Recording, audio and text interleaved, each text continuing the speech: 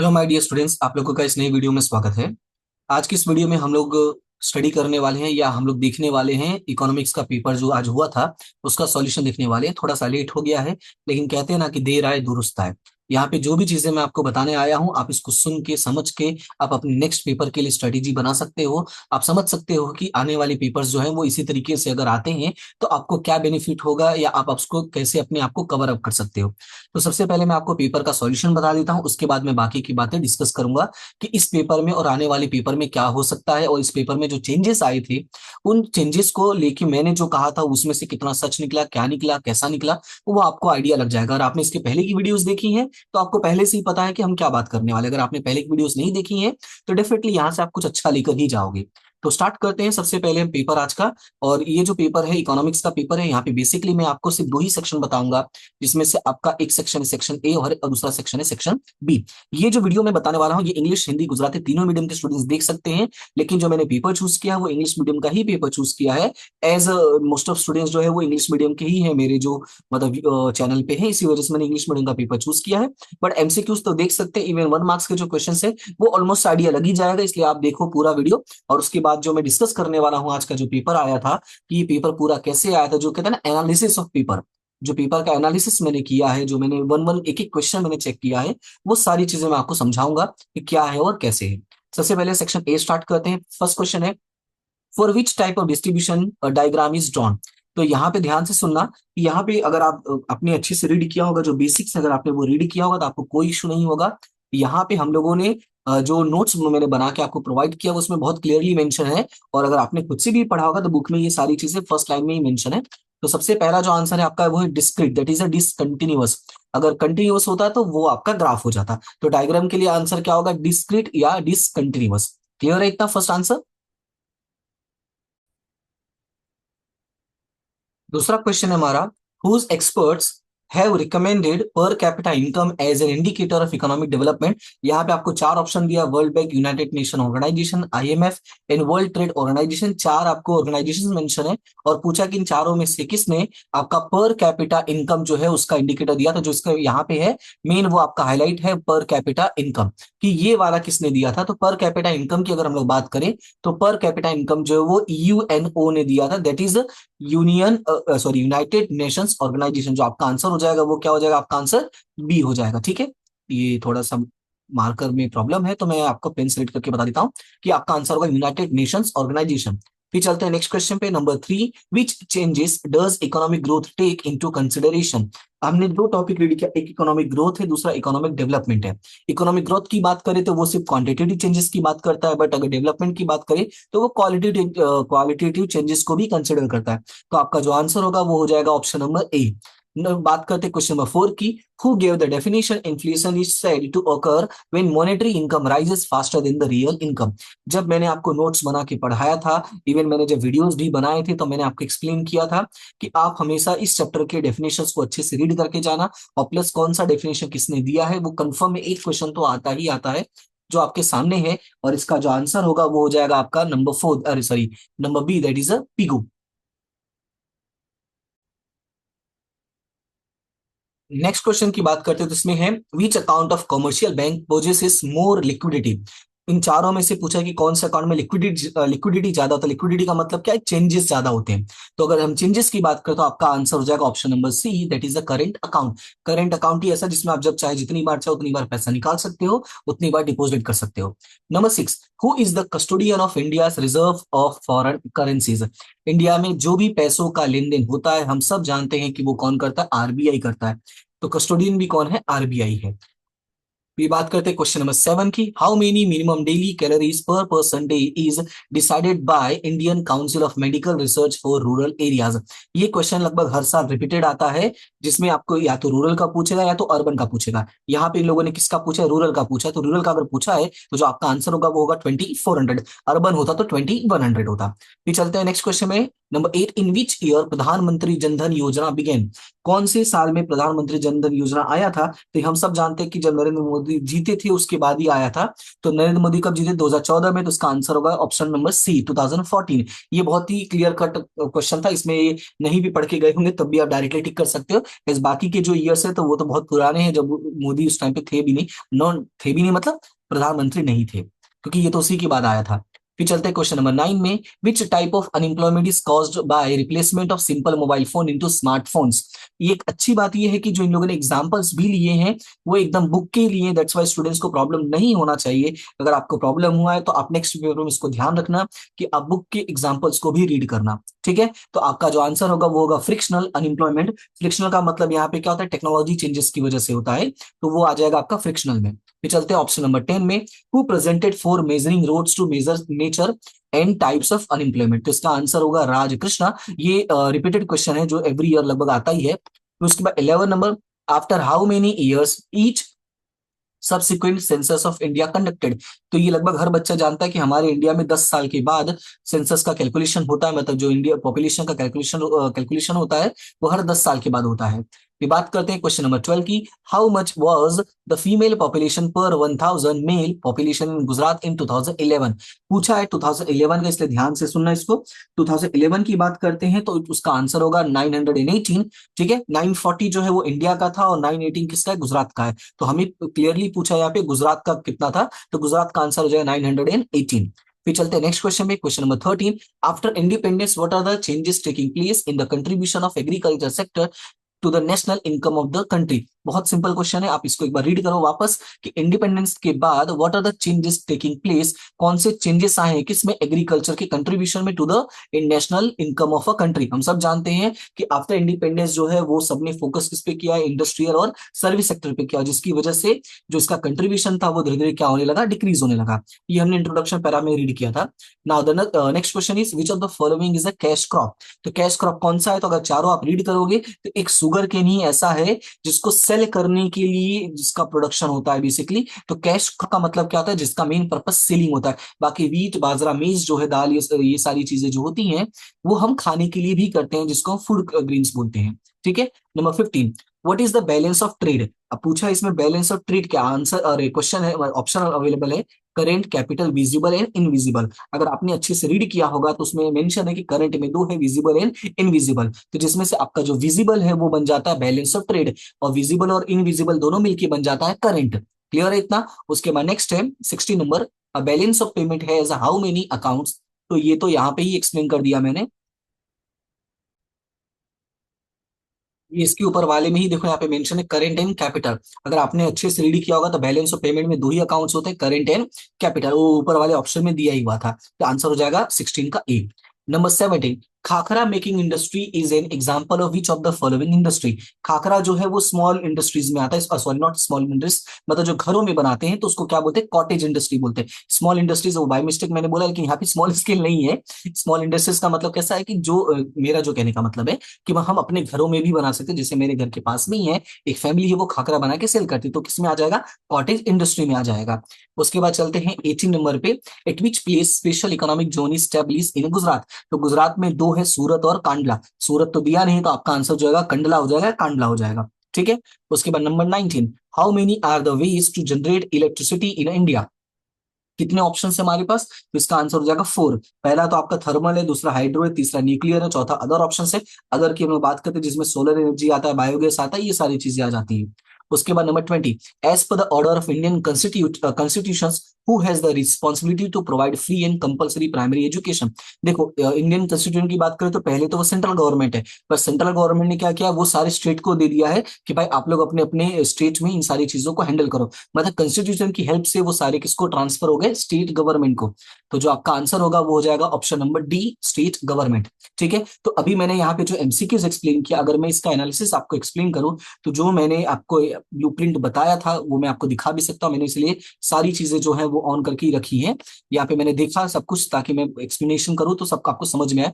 यहाँ पे जो एमसीक्यूज मैंने बताया था कि लगभग हर चैप्टर में से दो दो एमसीक्यूज आएगा, और उसका जो ओवरऑल मैंने यहाँ पे कंक्लूजन निकाला या जो मैंने ऑब्जर्व किया वो ये था कि सिर्फ दो चैप्टर में इशू हुआ है, दो चैप्टर में इशू ऐसा हुआ है कि जो आपका चैप्टर नंबर 1 है और आपका जो चैप्टर नंबर 8 है वो इंटरचेंज हो गया है। 1 में मैंने सोचा था, मतलब जो मैंने हमारे पास आया था नोट, हमारे पास मतलब जो गवर्नमेंट ने पेपर फॉर्मेट दिया था उसमें ऐसा था कि 2 MCQ थे चैप्टर नंबर 1 में से, और चैप्टर नंबर 8 में से 1 MCQ था। बट इन लोगों ने वो इंटरचेंज कर दिया, चैप्टर नंबर 1 में से सिर्फ 1 MCQ है और 8 में से आपके 2 MCQs हैं। ठीक है, तो अभी क्वेश्चन ये अराइज होता है सर कि ये तो जो चेंजेस है क्या उसी में भी होगा? तो मैंने आपको पहले ही कहा है कि इको और ओसी का जो चेंजेस होता है वो मैंने जब ब्लूप्रिंट एक्सप्लेन किया था, जो मैंने पेपर एक्सप्लेन किया था, फॉर्मेट एक्सप्लेन किया था, उसमें भी मैंने आपको ये सारी चीजें बहुत डिटेल में समझाई थी। जब मैं इसका ब्लूप्रिंट एक्सप्लेन कर रहा था तब भी मैंने ये बात कही थी कि अकाउंट और स्टेट है, ये ही दो ऐसा होता है जिसमें नॉर्मली चेंजेस नहीं होता है। बट अदरवाइज बाकी सारे पेपर्स में, नॉट सारे पेपर, जैसे इको ओसी की बात करते हैं तो उसमें माइनर चेंजेस एक्सपेक्टेड होते हैं। और इसीलिए जब मैंने आपको आईएमपी क्वेश्चंस बताया था तो मैंने कहीं पर भी नहीं कहा था कि ये जो क्वेश्चन आप सिर्फ 2 मार्क्स के लिए ही करना। मैंने आपसे कहा भी था कि ये जो क्वेश्चन है वो आपको 5 मार्क्स में पूछेगा तो कैसे लिखना है, अगर 3 मार्क्स में पूछेगा तो कैसे लिखना है, और यही क्वेश्चन अगर 2 मार्क्स में पूछेगा तो कैसे लिखना है। इस तरीके से मैंने एक्सप्लेनेशन किया था।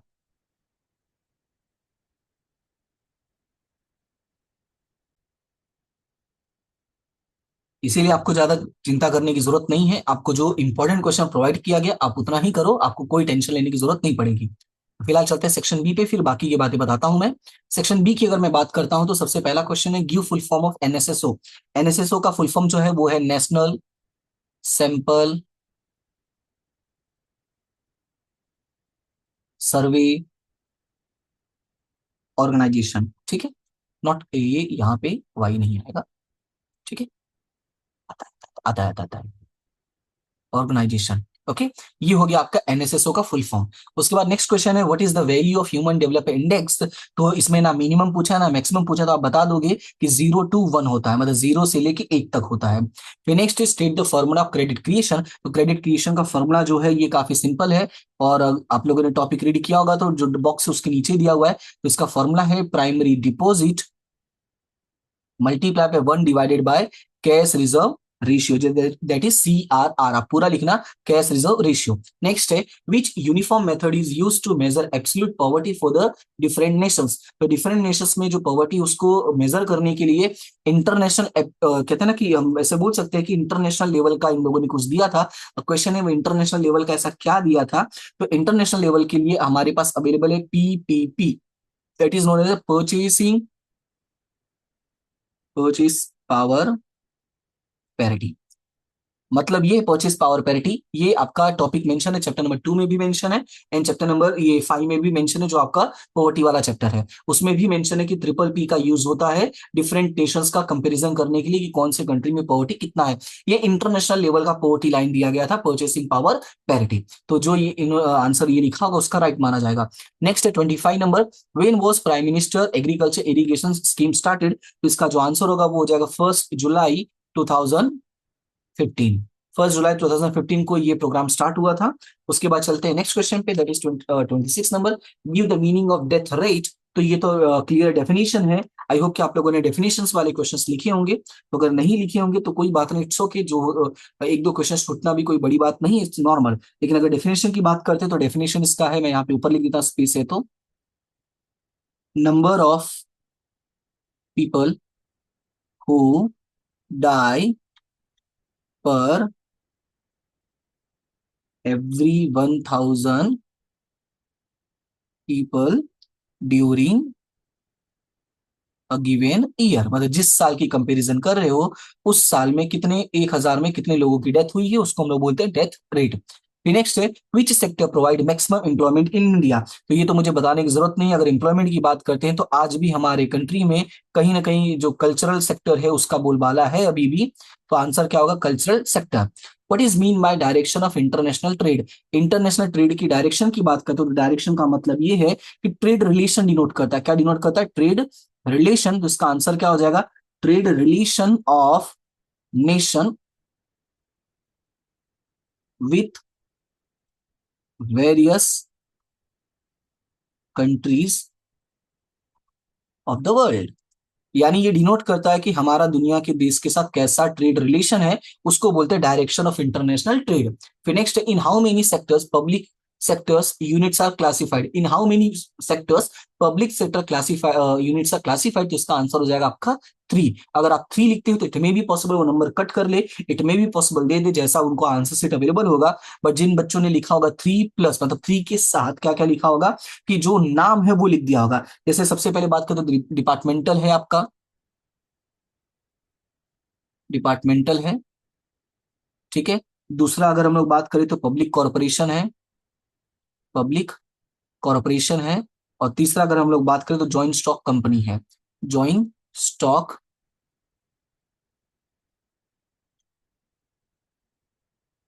कंपनीज है। तो अगर ये तीनों नाम लिख दिया हो तो आपको बिल्कुल रिस्क लेने मतलब कहते हैं ना बिल्कुल टेंशन लेने की जरूरत नहीं पड़ेगी। उसके बाद लास्ट क्वेश्चन है which is the biggest public sector unit of India. अगर बिगेस्ट की बात करते हैं तो इसका जो आंसर होगा वो होगा रेलवेज। रेलवेज जो है वो आज भी भारत का सबसे बड़ा पब्लिक सेक्टर यूनिट है इंडिया का, जो सबसे ज्यादा लोगों को कहते हैं ना कि इंप्लॉयमेंट देता है, सबसे ज्यादा फैसिलिटीज प्रोवाइड करता है। तो ये था आपका सेक्शन ए और सेक्शन बी। अभी अगर मैं बात करूं सेक्शन बी का जो एनालिसिस है, जो मैंने सेक्शन बी का एनालिसिस किया उसमें मैंने जो पाया वो मैं आपको बता दूं कि इसमें कोई भी क्वेश्चन चेंज नहीं था। चेंज नहीं था का मतलब ये है कि जैसा बोला था कि जिस चैप्टर में से जो क्वेश्चन आएगा, जितने क्वेश्चन आएंगे वो सब कुछ था। मतलब आपको सेक्शन बी में कोई टेंशन लेने की जरूरत नहीं है। अब बात करते हैं सेक्शन सी में। सेक्शन सी की अगर हम लोग बात करें तो इसमें भी कोई ऐसा क्वेश्चन नहीं था जो मुझे ऐसा लगा कि इसमें कोई प्रॉब्लम हो सकता है या ऐसा कुछ इश्यूज है। बाकी सारे क्वेश्चन में जो थे वो नॉर्मली मैंने बताए हुए थे, लगभग जो बताए थे वही था। एक क्वेश्चन जो मुझे लगा कि शायद मैंने कभी टिक करवाया ही नहीं था, ये था question number 45, how does social sector being change by industrialisation. ये क्वेश्चन मुझे कहीं मिला नहीं कि मैंने टिक करवाया, बाकी तो सारे क्वेश्चन मुझे मिले थे। जो मैंने ऑप्शन आपको इंपॉर्टेंट क्वेश्चन प्रोवाइड किया था, जो इंपॉर्टेंट क्वेश्चन का क्लास बना के मैंने प्रोवाइड किया था यहाँ पे, ये नंबर्स मैंने लिखवाए थे। इसी तरह के सारे सब्जेक्ट के हैं, ये जो नंबर्स मैंने लिखवाए थे ये लगभग उसी में से पूछा है। इसलिए मुझे इस वाले मतलब सिर्फ ये क्वेश्चन छोड़ के, और एक था आपका सेक्शन डी का। तो सेक्शन डी का ये जो एक क्वेश्चन था ना, ये स्पीड एक्सपांशन वाला, speed and expansion of green revolution can solve the problem of unemployment. मतलब ऐसा नहीं कि बताया नहीं, बट ये स्पेसिफिक पॉइंट जो है वो मैंने ना बोला है ना मैंने बताया है, क्योंकि मैंने जो वीडियोस अपना देखा खुद को, मतलब जब मैंने खुद वीडियो देखा तो मैंने ऑब्जर्व किया ना कि कौन कौन से क्वेश्चंस मैंने कहते हैं ना दाएं बाएं घुमा फिरा के बोले थे। जैसे ये क्रॉप रोटेशन वाला है, मल्टीपल क्रॉपिंग वाला है, ये आज ही कुछ स्टूडेंट ने पूछा था तो मैंने उनको बताया था। और ये मैंने अलग से लिखवाया भी बुक में, जो है वो आप देखोगे इंपॉर्टेंट वाला, तो मैंने अलग से ये भी लिखवाया था कि भाई इसको आप रीड कर ही लेना। ये देखो, क्रॉप प्रोटेक्शन हो गया, मल्टीपल क्रॉपिंग हो गया, ये मैंने क्लियरली लिखवाया था अलग से। तो ऐसे कुछ क्वेश्चन है जो मैंने लिखवा दिए थे, तो उनमें से भी आया है। सिर्फ ये दो क्वेश्चन है जो मुझे नहीं मिला। फिर बात करते हैं सेक्शन ई की। सेक्शन ई में काफी सारे बच्चों ने बोला कि सर इसमें तो ब्लूप्रिंट के अकॉर्डिंग बिल्कुल नहीं आया था, जैसा पेपर फॉर्मेट था वैसा बिल्कुल नहीं आया था। तो मैं पेपर फॉर्मेट जब मैंने बताया था तब ये मैंने बात कही थी कि पेपर फॉर्मेट जो है वो सिर्फ आपको एक गाइडेंस है कि कैसे क्वेश्चन इसमें आ सकते हैं। सेक्शन ई में स्पेसिफिकली ये चेंज होता है, और ऐसा नहीं कि पहली बार है, इसके पहले भी ये चेंजेस हुआ था। इवन 2024 को अगर मैं साइड में कर दूं, 2023 में भी चेंज हुआ था, उसके पहले भी चेंज हुआ था।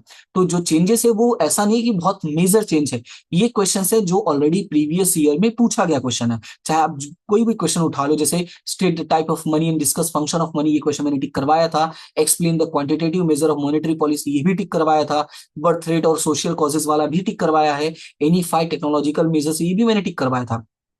यानी ओवरऑल देखा जाए और sorry, discuss steps of Indian government to develop industries, ये भी क्वेश्चन मैंने टिक करवाया था। बहुत सारे स्टूडेंट्स इस क्वेश्चन को शायद इग्नोर कर दिए हो, बट ये क्वेश्चन मैंने स्पेसिफिकली टिक करवाया था। मैंने कहा था इसको आप रीड कर लेना, ये भी क्वेश्चन एग्जाम में पूछा हुआ है। तो बस आपको ध्यान रखना है कि जितने भी इंपॉर्टेंट क्वेश्चन मैंने बताए हैं आप उनको एक बार एनी हाउ कवर अप जरूर करो, क्योंकि मैंने पूरी कोशिश की है कि वो क्वेश्चन जैसे कहते हैं ना कि जो पेपर्स में पूछा भी है प्लस जो एक्सपेक्टेड है, क्योंकि बीइंग अ टीचर इतने साल से इस लाइन में हूँ, तो कहते हैं ना एक अंदाजा मन में आ जाता है, मन में ऐसे लग जाता है कि ये पूछ सकते हैं। तो वो भी मैंने इंपॉर्टेंट क्वेश्चन प्रोवाइड कर दिया है। तो आप ये देख सकते हो पूरा पेपर मैंने एनालाइज किया, उसके बाद ये वीडियो बनाया। इसीलिए ये वीडियो बनाने में मुझे इतना टाइम लगा, अदरवाइज मैं भी फटाफट 10 मिनट में, एमसीक्यू तो सॉल्व करना है, 10 मिनट में सॉल्यूशन हो गया था, तो 10 मिनट के बाद मैं अपलोड कर सकता, लेकिन मुझे पूरा पेपर सॉल्व करना था। तो पहले मैंने खुद के वीडियोस देखे, मैंने समझा कि भाई कौन सा क्वेश्चन जो मैंने बताया था कौन सा नहीं बताया था, इसलिए मुझे इतना टाइम लग गया।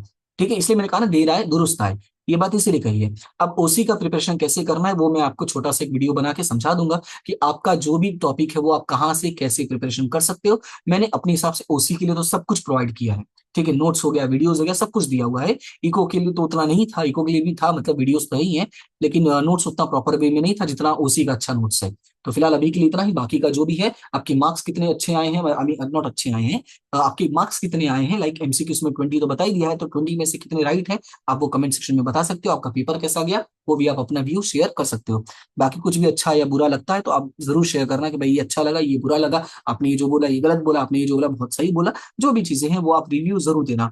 अपने दोस्तों का शेयर करो, वीडियोस को लाइक शेयर सब्सक्राइब, ये जो बेसिक इन्फॉर्मेशन है वो आप जरूर करो, ठीक है। थोड़ा आपका सपोर्ट रहेगा तो और भी हो सकता है आने वाले टाइम में और भी अच्छे से मैं प्रोवाइड कर पाऊँ, और भी कहता ना मोटिवेशन मिलेगा, तो बेटर वे में वर्क हो पाएगा, ठीक है। फिलहाल अभी के लिए इतना ही, मिलते हैं नेक्स्ट वीडियो में, तब तक के लिए thank you so much and have a good day.